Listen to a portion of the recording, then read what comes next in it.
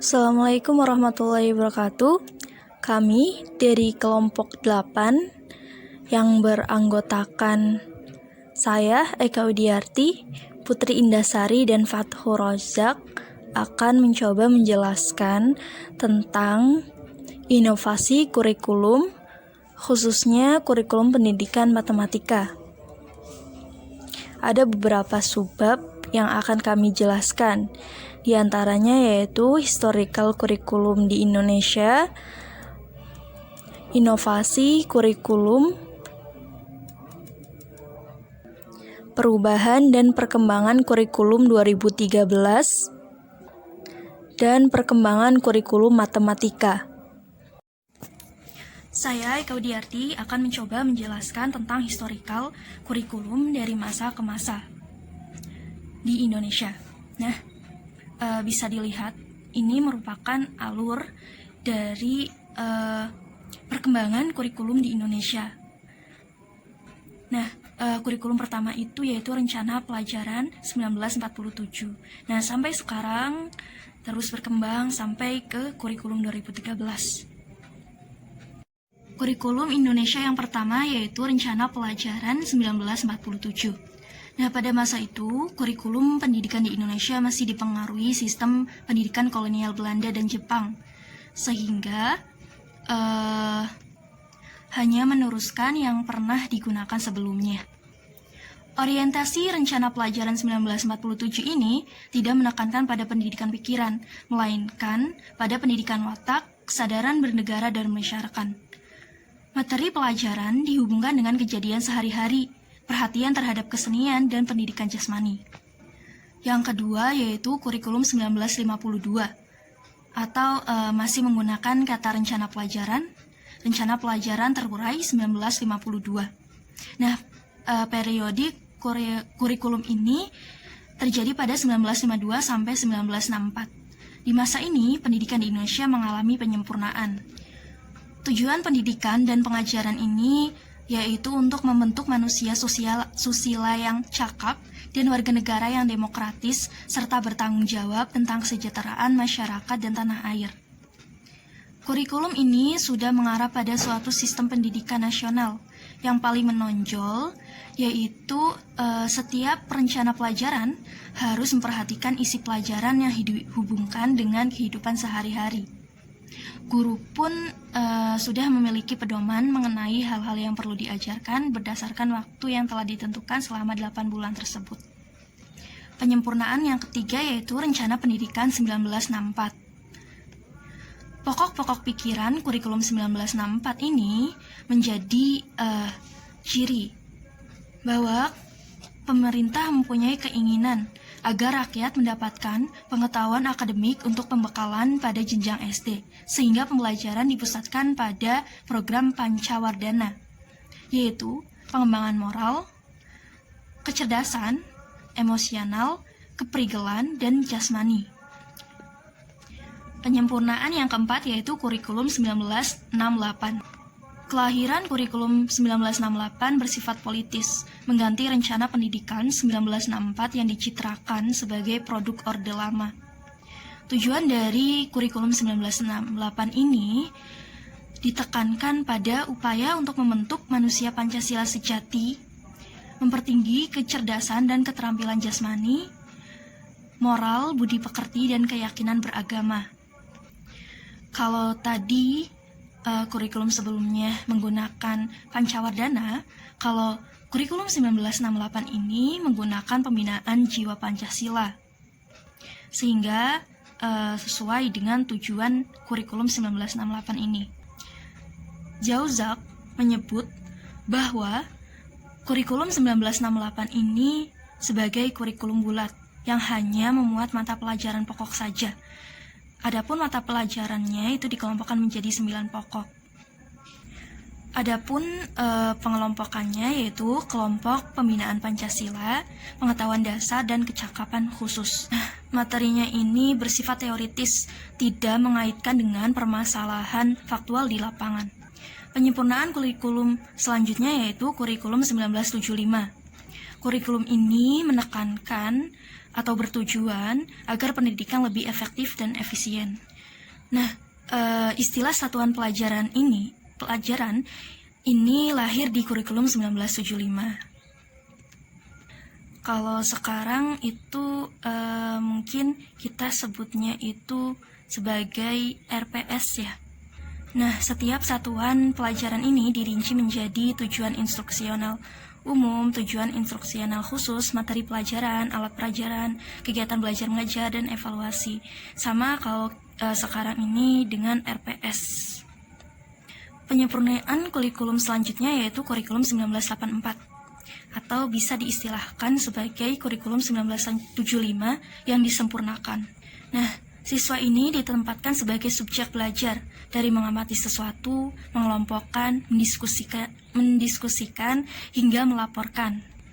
Nah, model ini disebut sebagai CBSA, cara belajar siswa aktif.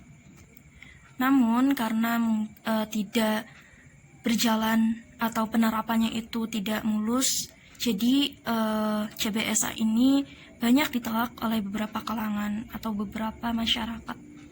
Penyempurnaan kurikulum yang selanjutnya yaitu kurikulum 1994 dan suplemen kurikulum 1999. Nah, kurikulum 1994 ini merupakan hasil upaya untuk memadukan kurikulum-kurikulum selanjutnya, terutama kurikulum 1975 dan 1984. Namun, kurikulum ini tidak berjalan mulus karena banyak kritik berdatangan disebabkan oleh beban belajar siswa yang dinilai terlalu berat dari muatan nasional sampai muatan lokal.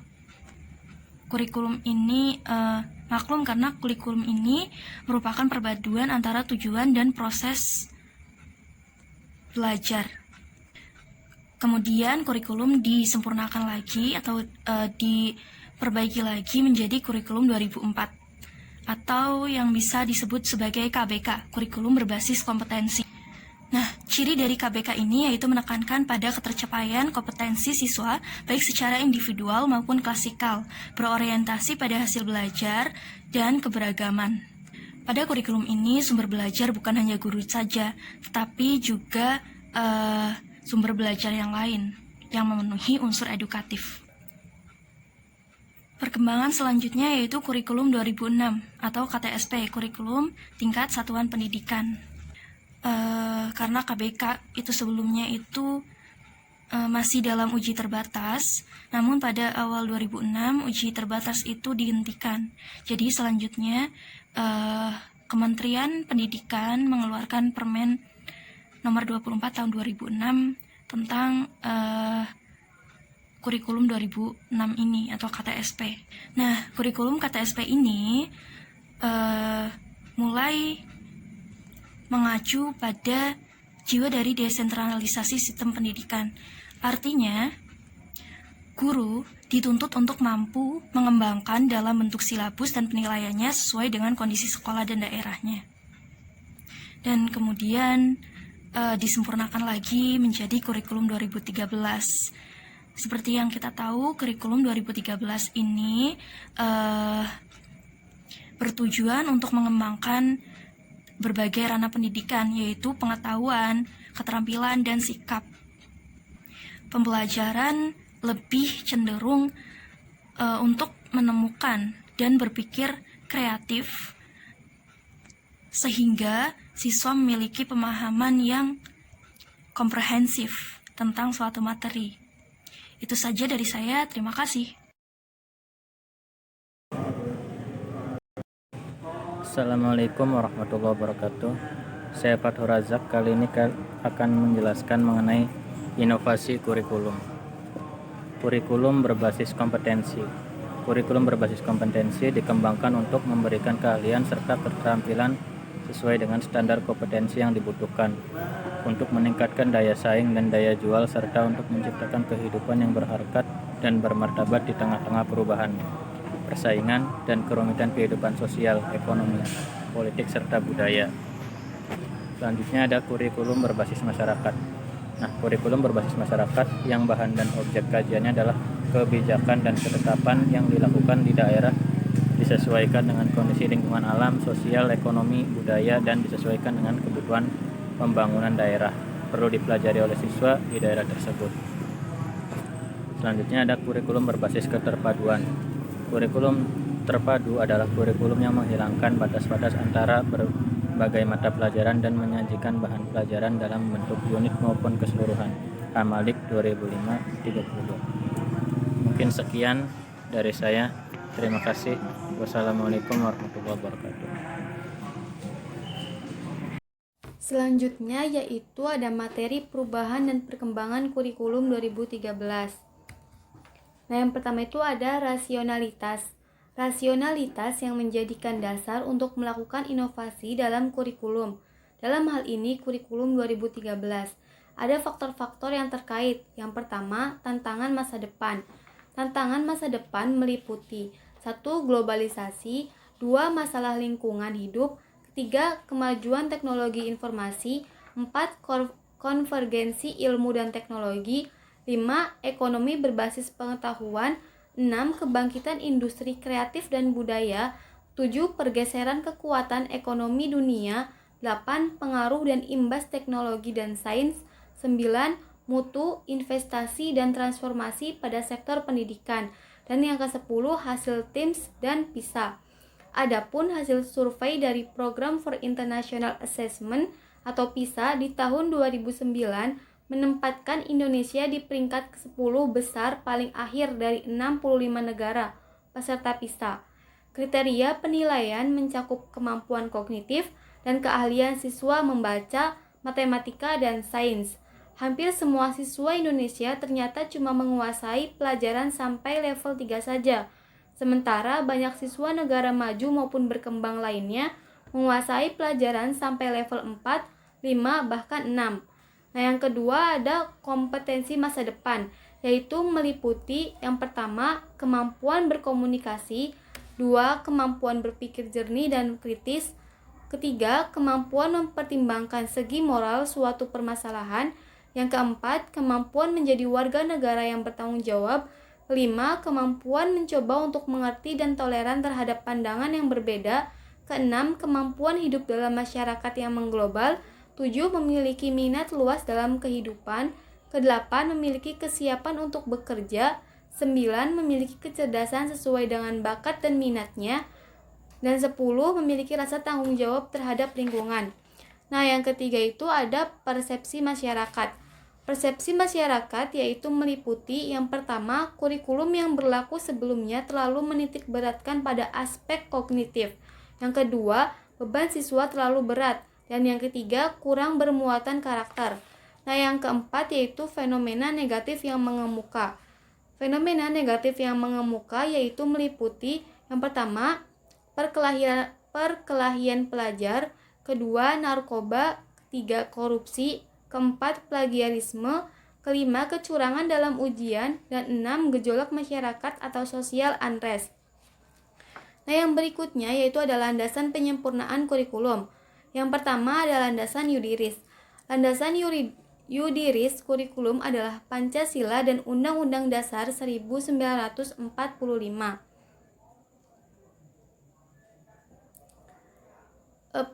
Adapun Peraturan Pemerintahan Nomor 19 Tahun 2005 dan Peraturan Menteri Pendidikan Nasional Nomor 23 Tahun 2006 tentang standar kompetensi lulusan dan Peraturan Menteri Pendidikan Nasional Nomor 22 Tahun 2006 tentang standar isi. Nah, yang selanjutnya yaitu ada landasan filosofis. Landasan filosofis yaitu Undang-Undang Republik Indonesia Nomor 20 Tahun 2003 tentang sistem pendidikan nasional. Oleh karena itu, pengembangan kurikulum haruslah berakar pada budaya, bangsa, kehidupan masa kini, dan kehidupan bangsa di masa mendatang. Nah, yang ketiga itu ada landasan teoritis. Landasan teoritis yaitu kurikulum dikembangkan atas dasar teori pendidikan dan teori pendidikan kompetensi. Pendidikan berdasarkan standar adalah pendidikan yang menetapkan standar nasional sebagai kualitas minimal hasil belajar yang berlaku untuk setiap kurikulum. Nah, yang keempat itu adalah landasan empiris. Landasan empiris sebagai yang besar dari segi sebagai negara yang besar dari segi geografis, suku, bangsa, potensi, ekonomi, dan beragamnya kemajuan pembangunan dari satu daerah ke daerah lain. Sekecil apapun ancaman integritas bangsa masih tetap ada.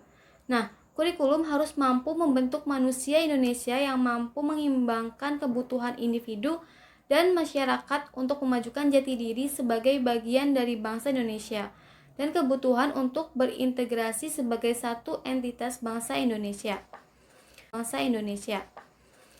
Yang selanjutnya ada elemen perubahan kurikulum 2013. Yang pertama ada standar kompetensi lulus atau SKL. Standar kompetensi lulus atau SKL pada kurikulum 2013 yaitu adanya peningkatan dan keseimbangan soft skills dan hard skill yang meliputi aspek kompetensi sikap, keterampilan, dan pengetahuan. Nah, yang kedua ada standar isi. Elemen perubahan standar isi pada kurikulum 2013 yaitu kompetensi yang semula diturunkan dari mata pelajaran berubah menjadi mata pelajaran dikembangkan dari kompetensi. Nah, yang kedua, struktur kurikulum bersifat holistik dan integratif berfokus pada alam, sosial, dan budaya.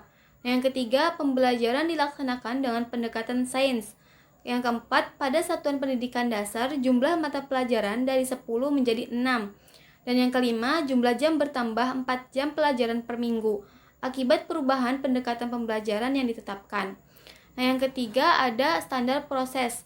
Elemen perubahan standar proses pada kurikulum 2013 yaitu yang pertama, standar proses yang semula terfokus pada eksplorasi, elaborasi, dan konfirmasi dilengkapi dengan mengamati, menanya, mengolah, menalar, menyajikan, menyimpulkan, dan mencipta.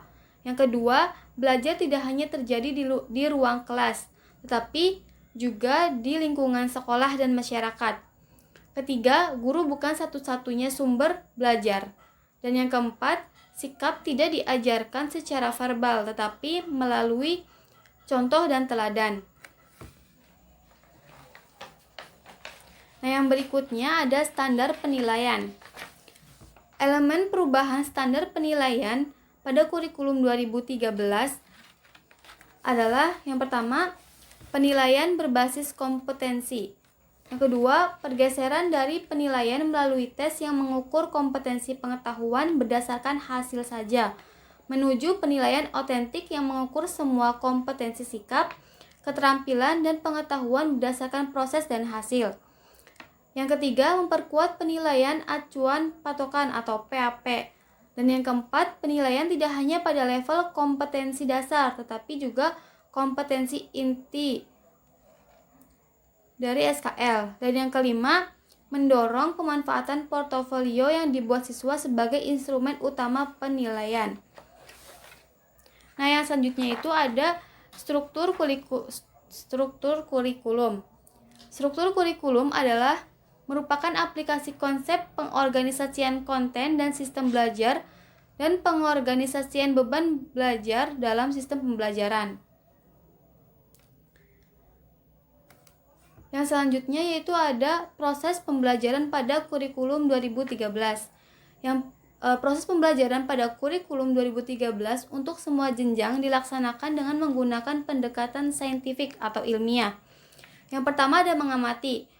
Kegiatan ini menghendaki guru untuk membuka secara luas dan bervariasi kesempatan peserta didik untuk melakukan pengamatan melalui kegiatan melihat, menyimak, mendengar, dan membaca. Dan yang kedua, ada menanya. Setelah kegiatan mengamati, guru membuka kesempatan secara luas kepada peserta didik untuk bertanya mengenai apa yang sudah dilihat, disimak, atau dibaca. Nah, yang ketiga ada mengumpulkan informasi atau eksplorasi. Kegiatan ini dilakukan dengan menggali dan mengumpulkan informasi dari berbagai sumber melalui berbagai cara. Dan yang keempat ada mengasosiasikan atau mengolah informasi atau menalar. Kegiatan ini adalah memproses informasi yang sudah dikumpulkan, baik terbatas dari hasil kegiatan mengumpulkan atau eksperimen, maupun hasil dari mengamati dan mengumpulkan informasi. Dan yang terakhir ada mengomunikasikan. Kegiatan ini adalah menyampaikan hasil pengamatan, kesimpulan hasil analisis secara lisan, tertulis, atau media lainnya. Saya akan mencoba menjelaskan tentang perkembangan kurikulum matematika dari masa ke masa di Indonesia. Nah, perkembangan pembelajaran matematika ini tidak lepas dari perubahan atau penyempurnaan dari kurikulum yang ada di Indonesia, dimulai dari matematika tradisional sebelum tahun 1975, pembelajaran matematika modern, kurikulum 1975, dan pembelajaran matematika masa kini setelah kurikulum 1984. Yang pertama yaitu matematika tradisional. Nah, dalam kurikulum matematika ini lebih menekankan pada keterampilan berhitung, menekankan pada bagaimana suatu itu dihitung daripada kepada mengapa sesuatu itu dihitung dan daripada kegunaannya. Jadi lebih menekankan pada teori berhitung daripada pemahaman atau latar belakang kenapa harus dihitung demikian. Selanjutnya yaitu matematika modern. Matematika modern resmi dimulai setelah adanya kurikulum 1975. Nah, kurikulum matematika ini muncul karena adanya kemajuan teknologi. Selain itu, ada beberapa teori belajar oleh J. Piaget, W. Brownell, dan lain sebagainya, sehingga ini memperkuat atau mempengaruhi arus perubahan model pembelajaran matematika. Menurut Brownell mengemukakan bahwa belajar matematika harus merupakan pembelajaran yang bermakna dan berpengertian, sehingga hal ini mempengaruhi perkembangan pembelajaran matematika di Indonesia. Jadi pemerintah mengasumsikan bahwa pembelajaran matematika tradisional itu mempunyai banyak kelemahan sehingga harus diperbaiki atau disempurnakan. Selanjutnya yaitu matematika masa kini. Nah, kurikulum matematika ini dimulai pada era 1980-an. Hal ini terjadi karena adanya kemajuan teknologi mutakhir seperti kalkulator dan komputer. Alasan lain yaitu adanya syarat materi, perbedaan kemajuan pendidikan antar daerah dari segi teknologi, adanya perbedaan kesenjangan antara program kurikulum di satu pihak dan pelaksanaan sekolah, serta kebutuhan lapangan di pihak lain. Itu saja dari saya, terima kasih.